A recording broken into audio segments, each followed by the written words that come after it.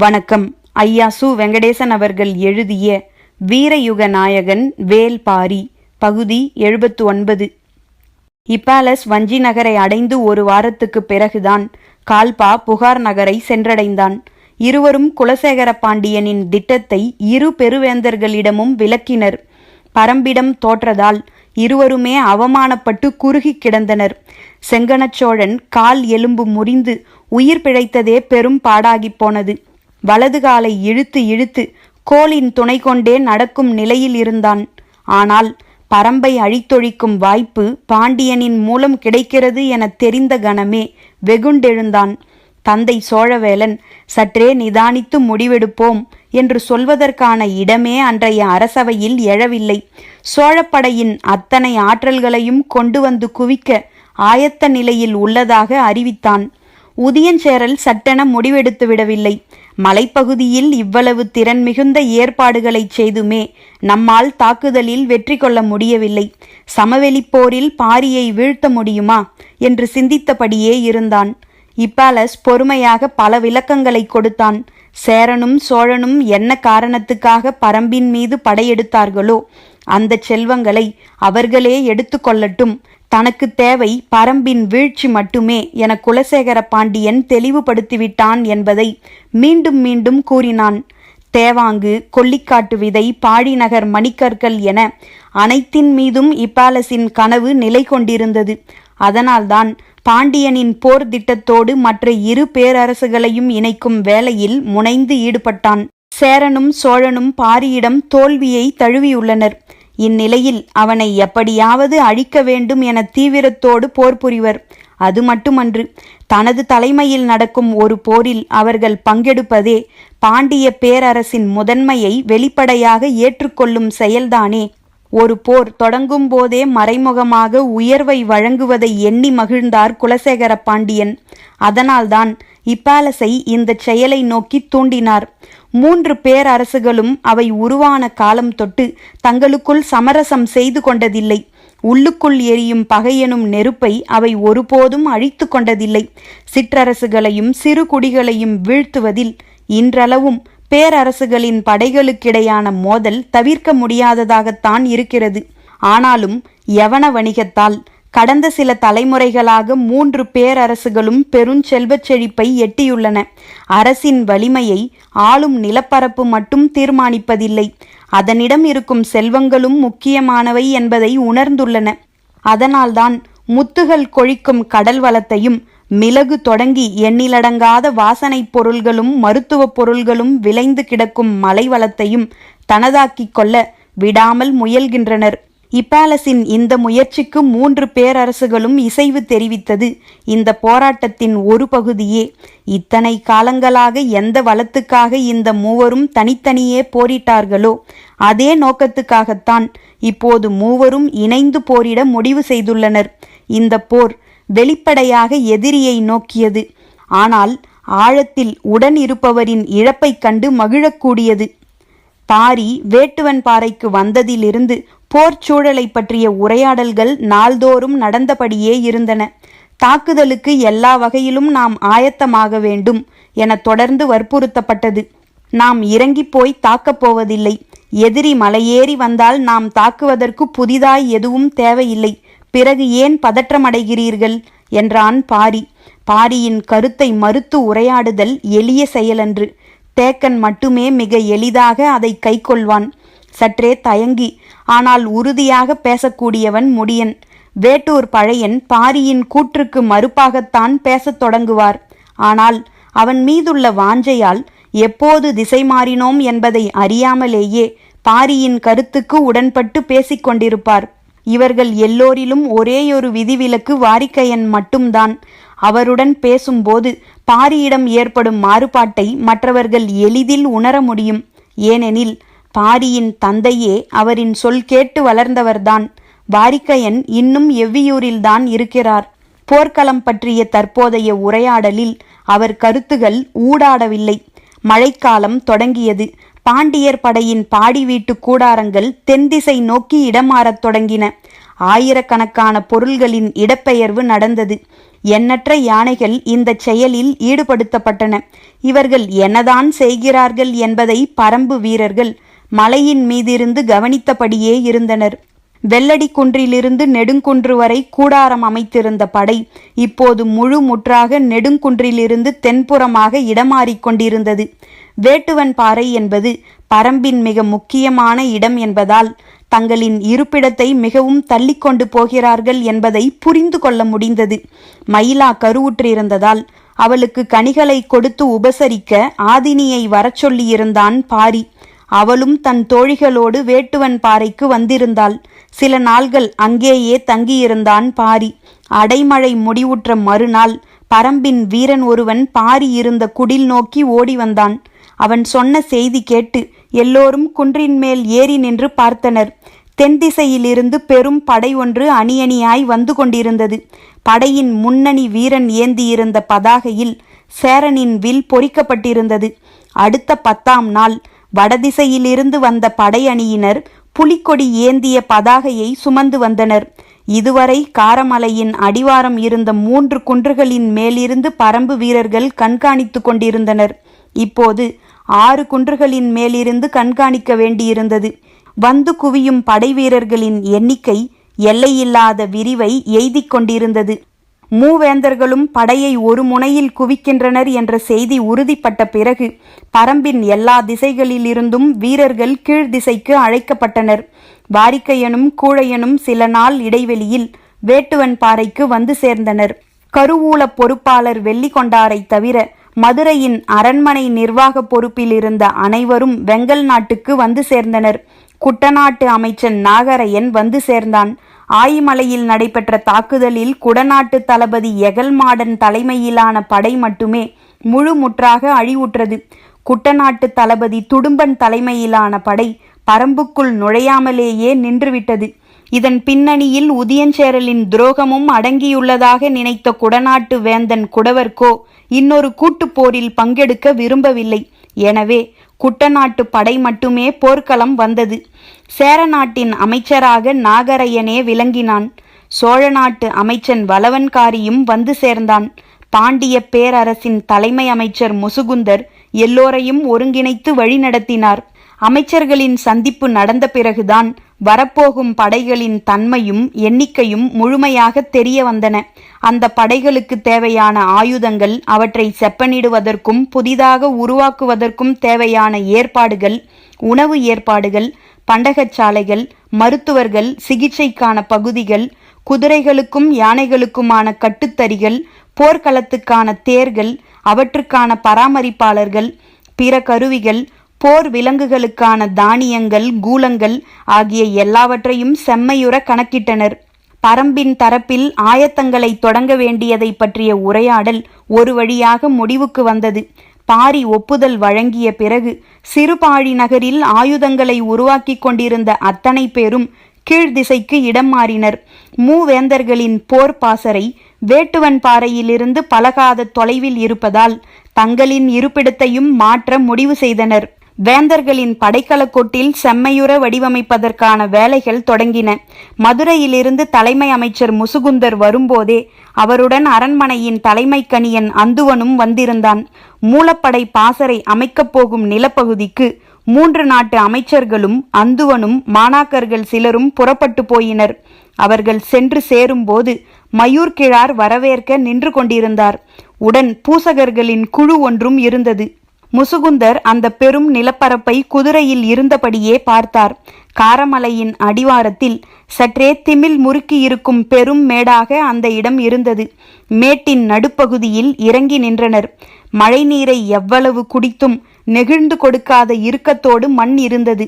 அவர்கள் வந்த சிறிது நேரத்தில் பாண்டிய பேரரசின் சிறப்புமிக்க முது யானையை அழைத்து வந்தனர்.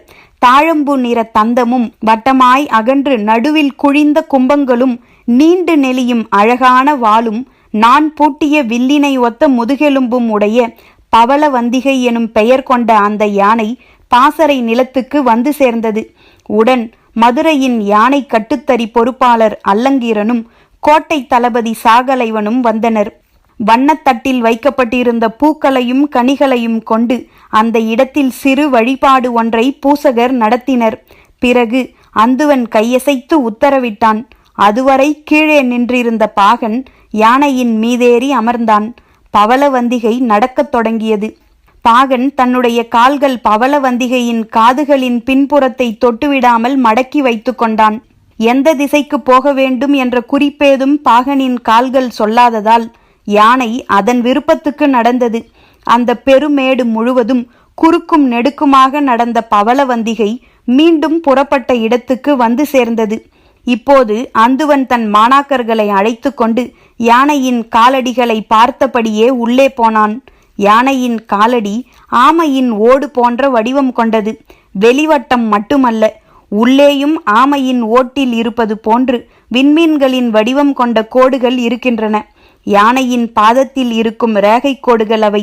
யானையின் 4 காலடிகளும் 4 வித ரேகைகளை கொண்டவை. பவளவந்திகையின் காலடிகள் அந்த பெருமேடெங்கும் பதிந்து கிடக்க அவற்றை கூர்ந்து கவனித்தபடி அந்துவனும் அவன் மாணாக்கர்களும் நடந்து கொண்டிருந்தனர். காலடியின் அச்சில் அசையாமல் பதிவு கொண்ட விண்மீன்களின் வடிவு எந்த திசை நோக்கி அமைந்திருக்கிறது என்பதை கணித்தபடி ஒவ்வொரு தடத்தையும் உற்று பார்த்து கொண்டிருந்தனர். மழையின் ஈரம் காயாமல் இருந்ததால் காலடி தடத்தின் உட்கோடுகள் மண்புழுக்களைப் போல எங்கும் நெளிந்து கிடந்தன. மாணாக்கர்கள் தேர்வு செய்த காலடிகளை அந்துவன் போய் பார்த்தபடி இருந்தான். நெடுநேரமானது. ஆனாலும் காலடியின் உள் வடிவங்களை உற்று பார்த்து ஒன்றோடு ஒன்றை ஒப்பிட்டு கொண்டிருந்தான் அந்துவன். இறுதியாக 3 காலடிகளை தேர்வு செய்தான். பெருமேட்டின் உச்சி பகுதியில் அமைந்த காலடி தடத்தில் பாண்டிய பெருவேந்தனுக்கான பாசறையை அமைக்க இடம் குறித்தான். அதிலிருந்து மிக தள்ளி தென்புற காலடி தடத்தில் சேரவேந்தனுக்கான இடத்தையும் வடகிழக்கு பகுதியில் சோழனுக்கான இடத்தையும் அந்துவன் தேர்வு செய்து தந்தான். 3 பேரரசர்களும் தங்கப்போகும், அவர்களை சுற்றி 10,000 வீரர்கள் மொய்த்து கிடக்கப் போகும் அந்த இடத்துக்கு மூஞ்சல் என பெயரிட்டார் முசுகுந்தர். மூலப்படை நிலை கொள்ளப் போகும் படைக்கலக்கொட்டில் மூஞ்சலில் உருவாகத் தொடங்கியது. பேரரசர்களின் பாசறை கூடாரம் மிக பெரியதாகவும் வசதி மிக்கதாகவும் உட்பாதுகாப்பு அரண் கொண்டதாகவும் அமையத் தொடங்கியது. அவர்களை சுற்றி இளவரசர்களும் முக்கியமான சிற்றரசர்களும் தங்குவதற்கான கூடாரங்கள் அமைக்கப்பட்டு கொண்டிருந்தன. குவிக்கப்படும் படைகளை விட்டு மிக தள்ளி பெருமேடு ஒன்றில் விரிவு கொண்ட கூடாரங்கள் எண்ணற்றன அமைக்கப்படுவதை குன்றின் மேல் நின்று பரம்பு வீரர்கள் பார்த்தபடி இருந்தனர். எதிரி படைகள் குவிக்கப்பட்டிருக்கும் இடத்தை நோக்கி அதற்கு நேரெதிர் திசையில் தங்களுக்கான இடத்தை தேக்கன் தேர்வு செய்தான். காரமலையின் சரிவில் நாகக்கரடு இருக்கிறது. சில காத தொலைவுக்கு நீண்டு கிடக்கும் கரட்டு மேடு இது. வேட்டுவன் பாறை அளவே உயரம் கொண்டது. பரம்பின் வீரர்கள் நிலை கொள்ள இது ஏற்ற இடம் என்று தேக்கன் முடிவு செய்தான். அவற்றுக்கு சற்று மேலே காரமலையில் 20 பனை உயரத்தில் இரளிமேடு இருக்கிறது. எண்ணற்ற குகைப்பாறைகளை கொண்ட இடம் அது. ஆயுதங்களை வைக்கவும் மருத்துவ பயன்பாட்டுக்கும் ஏற்ற இடமாகவும் அது இருக்கும் என கருதப்பட்டதாலும் அந்த இடத்தை தேர்வு செய்ய சற்றே தயங்கினான் தேக்கன். வாரிக்கையனோ துணிந்து தேர்வு செய்ய சொன்னான். காரணம், அந்த குகைகளின் தன்மை. வேர்கொடியைப் போல ஒன்றை ஒன்று இணைத்து செல்லும் எண்ணற்ற குகைகளை கொண்ட இடம் அது. மிக நன்கு பழக்கப்பட்டவர்களால் மட்டுமே அதற்குள் போய் வெளிவர முடியும். போரின் போது வீரர்கள் விரைவாக வந்து திரும்பும் தன்மையுடன் அமைவிடம் இருக்க வேண்டும் என்று தேக்கன் தயங்கினான். ஆனால் வாரிக்கையனோ இதுதான் போருக்கு பொருத்தமான அமைவிடம் என்றான். இரளிமேட்டின் இடதுபுறம் இருந்த சமதளமான பகுதிகளிலும் மலைச்சரிவுகள் முழுமையும் குடில்கள் அமைக்கும் பணிகள் தொடங்கின. பரம்பு வீரர்கள் எல்லா திசைகளிலிருந்தும் இரளிமேட்டுக்கு வரத் தொடங்கினர். இவ்விடம்தான் நாம் முகாமிட்டுள்ள இடம் என தெரிந்த கணத்திலிருந்து எதிரிகள் நம்மை கண்காணிப்பார்கள். மயூர்கிழார் ஆள்கள் அவர்களுக்கு நன்கு உதவி செய்யக்கூடும். எனவே பரம்பு வீரர்கள் இரளிமேட்டுக்கும் நாகக்கரட்டுக்கும் வந்து சேர்வதையே எதிரிகளால் கணிக்க முடியாதபடி இருக்க வேண்டும் என்றார் வாரிக்கையன். இரவு அடிக்கடி மழை பெய்வதால் சுளுந்து கம்பை வெட்டி பந்தம் ஏற்றுங்கள் என்றார். சுளுந்து கம்பை கூராக வெட்டி பந்தம் ஏற்றினால் அது அணையாமல் எரிந்து கொண்டே இருக்கும். கீழே போட்டு மண்ணள்ளி கொட்டினால்தான் அணையும். மற்றபடி மழை துளிக்கெல்லாம் எளிதில் அணையாது. சமதளத்தில் இருந்து பார்த்தால் குகையின் தன்மையை எளிதில் மதிப்பிட முடியாது. ஒவ்வொரு குகைக்குள்ளும் எண்ணிலடங்காத வீரர்கள் தங்கியிருக்க முடியும். குகைகளின் தன்மை நீர்க்கசிவு கொண்ட குகைகள், நன்கு காற்றோட்டம் உள்ள குகைகள், மாட்டு மந்தைகளையே அடைக்கக்கூடிய பரப்பை கொண்ட குகைகள் என அத்தனையையும் வகை பிரித்து வீரர்களுக்கு விளக்கினார் வாரிக்கையன். குகைகளுக்குள் உரிய இடங்களில் விளக்குகளை அமைத்து குறியீடுகளை உருவாக்கினார். பரம்பு வீரர்கள் வந்து குவிந்த வண்ணம் இருந்தனர்.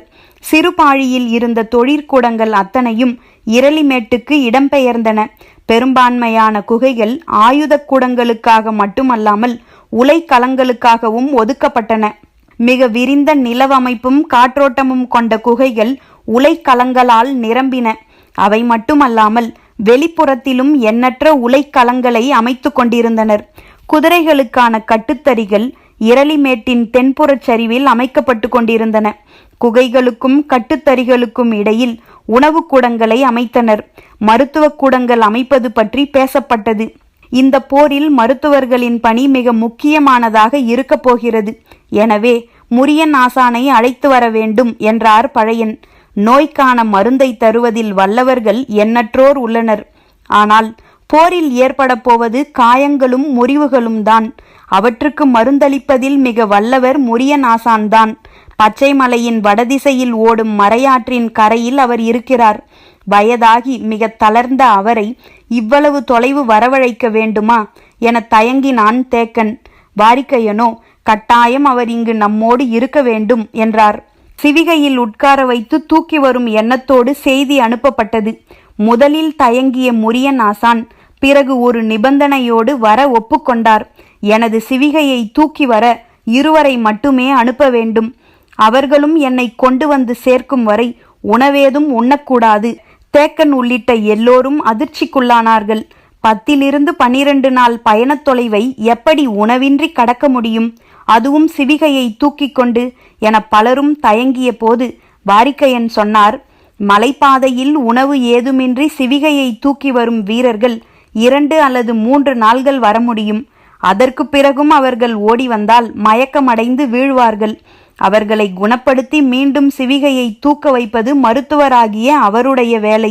நாம் ஏன் அதை பற்றி சிந்திக்க வேண்டும் என்றார். சரியென ஒப்புக்கொண்ட தேக்கன் வலிமை மிகுந்த போர் வீரர்கள் 2 தேர்வு செய்தான். ஆனால் வாரிக்கையனோ அவர்கள் வேண்டாம் என்று சொல்லி தோற்றத்தில் எளிமையான 2 அனுப்பி வைத்தார்.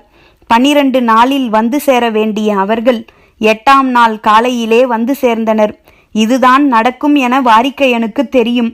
எனவே அவர் வியப்பேதும் அடையவில்லை. ஆனால் மற்ற அனைவரும் வியப்பால் கிறங்கிப் போனார்கள். சிவிகையை தூக்கி வந்த 2 புறப்பட்ட இடத்திலிருந்து இப்போது வரை உணவு ஏதும் உண்ணவில்லை. முழு வேகத்தோடு வந்து சேர்ந்துள்ளனர் என்ற செய்தி வீரர்கள் எல்லோருக்கும் பரவியது. எப்படி இது நடந்தது என பலரும் பேசிக்கொண்டிருக்கையில் மருத்துவர்களிடமிருந்து உண்மை வெளிவந்தது. முரியன் ஆசான் செய்து வைத்துள்ள திங்கள் மூலிகையை உட்கொண்டால் பல நாள்களுக்கு பசி எடுக்காது, ஆற்றலும் குறையாது என்று. மருத்துவனின் வருகை மருத்துவத்தால் அறியப்பட வேண்டும். முரியன் ஆசானின் வருகை அப்படியே அறியப்பட்டது. பரம்பின் அனைத்து வகையான மருத்துவர்களும் முன்னரே இரளிமேட்டுக்கு வந்து சேர்ந்தனர். மருத்துவ பேர் ஆசானோடு பணி செய்யும் வாய்ப்புக்காக பல காலம் காத்திருந்தவர்கள் அவர்கள். போர் என்பது எதிரிகள் 2 நடப்பது மட்டுமன்று, வீரர்களுக்கும் மருத்துவர்களுக்கும் இடையில் நடப்பதும் கூட. எதிரிகளுக்கு மருத்துவனால் குணப்படுத்த முடியாத காயங்களை உருவாக்கவே ஒவ்வொரு வீரனும் நினைக்கிறான். எதிரிகள் எவ்வளவு காயத்தை உருவாக்கினாலும் குணப்படுத்தி மீண்டும் வீரனை வாள் ஏந்த வைப்பேன் என்றே ஒவ்வொரு மருத்துவனும் மூலிகை சாற்றை பிழிகிறான். மருத்துவனின் சிகிச்சை மீது இருக்கும் நம்பிக்கையே வீரனின் துணிச்சலை பல நேரங்களில் தீர்மானிக்கிறது. ஒவ்வொரு நாளும் போர் முடியும் கணத்தில்தான் போரை அறிந்து கொள்ளுதல் தொடங்குகிறது. அன்றைய இரவின் காட்சிகள்தாம் மறுநாள் அவனது மன உறுதியை தீர்மானிக்கிறது. மரணம் எய்தியவர்கள் மரணத்தின் மீது அச்சமூட்டுவதில்லை.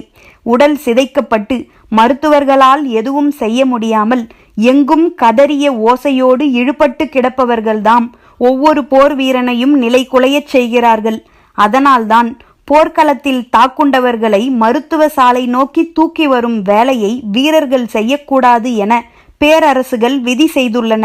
அதை செய்வதற்கு தனிப்படையை அமைத்துள்ளன. போரின் விதியை வீரனின் வாளும் மருத்துவனின் பச்சிலைகளும் இணைந்தே தீர்மானிக்கின்றன. பரம்பு வீரர்கள் இணையற்ற நம்பிக்கையோடு வாளினை ஏந்தவும் நாணினை இழுக்கவும் எதிரி படையை சிதைத்து முன்னேறவும் மருத்துவர்களும் முக்கிய காரணம். அதுவும் முரியனாசான் களம் நோக்கி வந்துள்ள செய்தி பரம்பு வீரர்களுக்கு கட்டற்ற வேகத்தை கொடுத்தது. மரணத்தை மிதித்து நடக்க ஒவ்வொரு வீரனும் ஆசைப்பட்டான். முரியனாசான் இரளிமேட்டுக்கு வந்த அன்றுதான் மூஞ்சலில் வேந்தர்களுக்கு கூடாரங்கள் அமைக்கும் பணி முடிவுக்கு வந்தது. மூஞ்சல் பகுதிக்கு மட்டும் தனித்துவமான பாதுகாப்பு அரண்கள் உருவாக்கப்பட்டன.